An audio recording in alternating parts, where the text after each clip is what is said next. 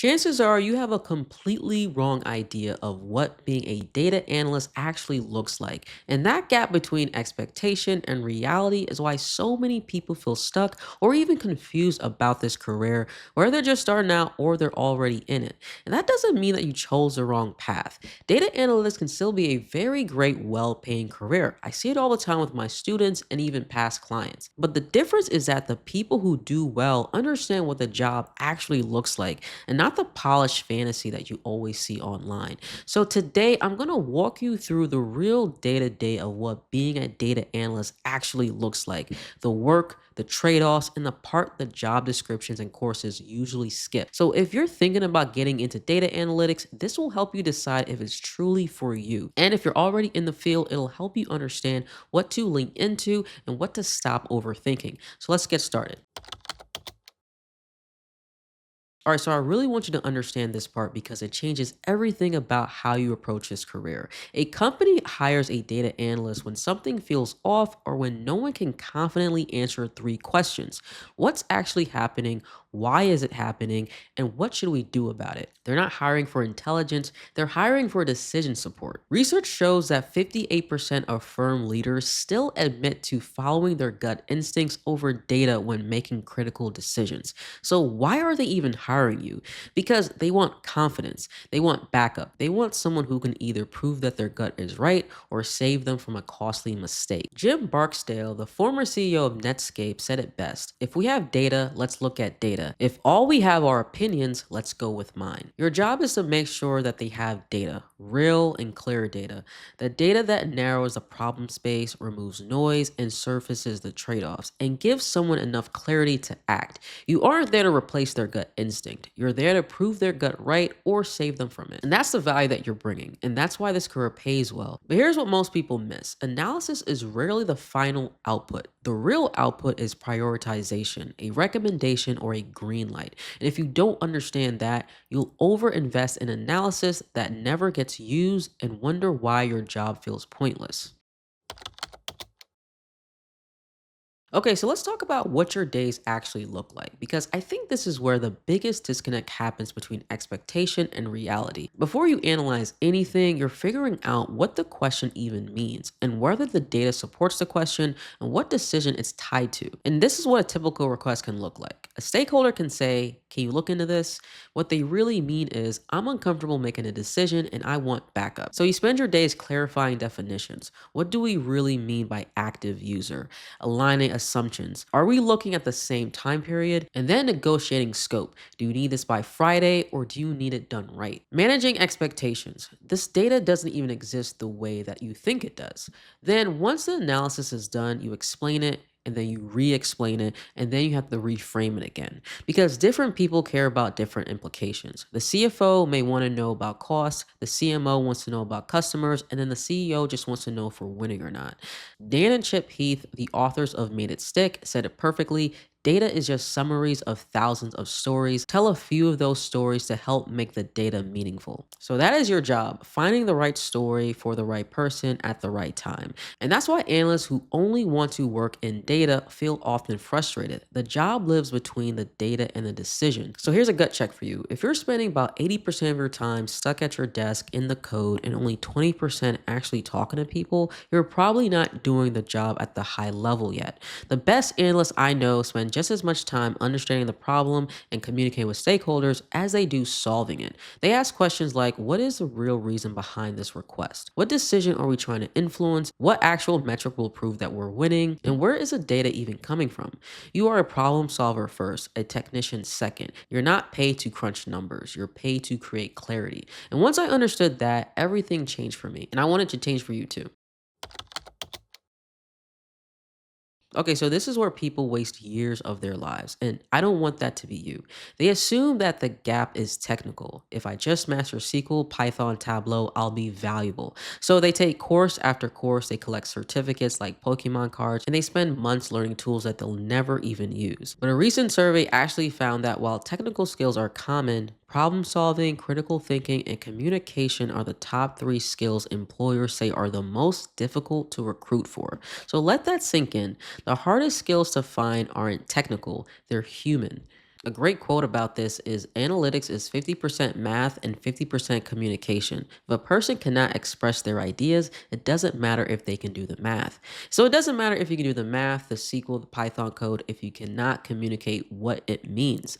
Value doesn't come from difficulty, it comes from usefulness. And most businesses would rather have a clear answer in 2 days than a perfect answer in 2 weeks. They don't reward elegance, they reward momentum. That's why clean, repeatable work beats complex one offs every single time. Readable outputs beats clever solutions, and timely insights beats advanced ones. Judgment is the new differentiator in the job market today, not tools. I've seen people spend months learning data science, cloud, data engineering, only to get stumped in interviews when they're asked to simply explain the difference between a left join and inner join. Meanwhile, I've watched my very own students land high paying roles by mastering the fundamentals: SQL, Excel, Tableau, data storytelling, and the ability to communicate clearly with PowerPoint. So the market doesn't care how elegant your code is if you can't translate it into something a VP can act on in less than 10 seconds. So if you're watching this and you've been stuck in the tutorial loop, learning tool after tool, I'm giving you permission to stop right now. Focus on the fundamentals, focus on communication, and focus on solving real problems. That is what gets you hired, and that is what gets you promoted, and that is how you build a great, rewarding career. Okay, so this section might be the most important that I share with you today because this is where most people either thrive or just tap out. No one hands you a well defined problem in this space. You're either dropped into situations where success isn't defined, priorities conflicts, and expectations shift midstream. And here's something important to understand about where the industry is actually heading.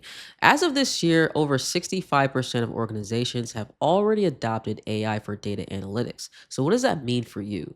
AI handles the clean problems, the well defined queries, the straightforward analysis, the stuff with clear inputs and clear outputs. But humans are hired to handle the messy ones that AI cannot define yet.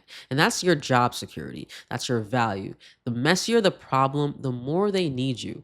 High performers don't wait for clarity, they create it. And the data backs this up. High performing analysts are 3.5 times more likely to proactively suggest new KPIs rather than waiting for a ticket. They don't sit around asking, "What do you want me to measure?" They come to the table saying, "Here's what I think we should be tracking and why."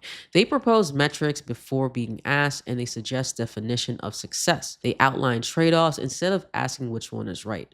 If ambiguity stresses you out, this role is not for you. It will drain you. But if ambiguity energizes you, data analytics is perfect.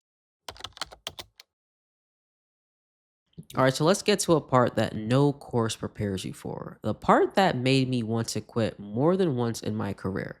Data doesn't compete against logic, it competes against timelines, incentives, egos, and narratives. I've done analysis that I knew was right. I had the data, I had the proof, and I watched it get ignored because it didn't fit what leadership wanted to hear at the time. That's painful, especially when you're new and you think the data should speak for itself. But it doesn't, it never does. You will watch good work die because the business moved on, leadership already decided, or the insight just didn't fit the moment. This isn't failure, it's just context. And the sooner you accept that, the less frustrated you will be. People like to use data to support pre existing biases all the time. I've seen executives cherry pick the one metric that supports their decision and ignore everything else. And if you're not aware of that dynamic, you're going to become a pawn in someone else's agenda, or you'll deliver insights that just gets ignored because they don't fit the narrative leadership already believes.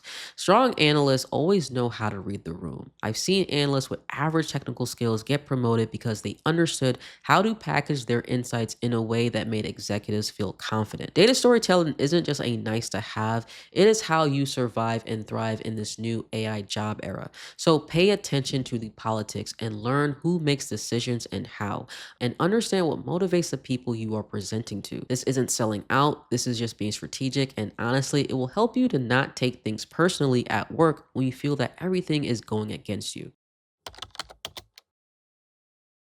All right, so let's talk about fit because this career isn't for everyone, and that's okay.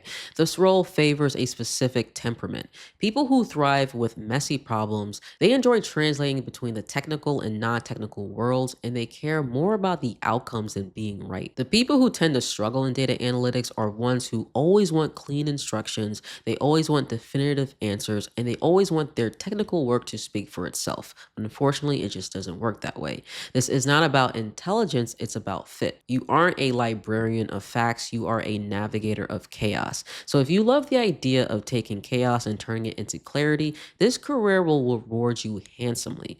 If you want someone to hand you the perfectly defined problem with a clear right answer, you will be frustrated constantly, and that frustration will compound over time.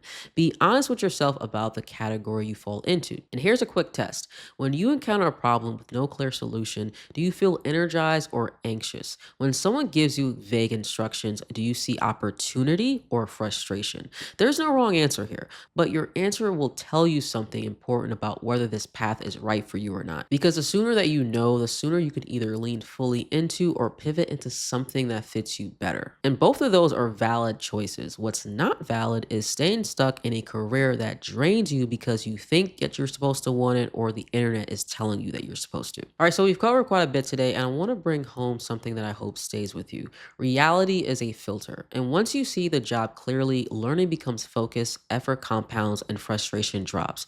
So this isn't about discouragement, it's about empowerment. The people who succeed long term are not the ones who avoid the truth. They're the ones who align with it early. And there's a huge opportunity in front of you. The global data analytics market is projected to hit about 83 billion by the end of this year. So there's plenty of room for those who can bridge the gap between what and so what. Now you understand what the analyst role actually looks like day to day, and you know the real work, you know the real trade-offs, and you know the real skills that actually matter. That puts you ahead of most people who are still chasing the polished fantasy that they saw on a YouTube ad or a bootcamp sales page. Now you have clarity, and clarity is power. But there's another piece of the puzzle that will make a huge difference. It's how you structure your learning so you don't stall or overcorrect.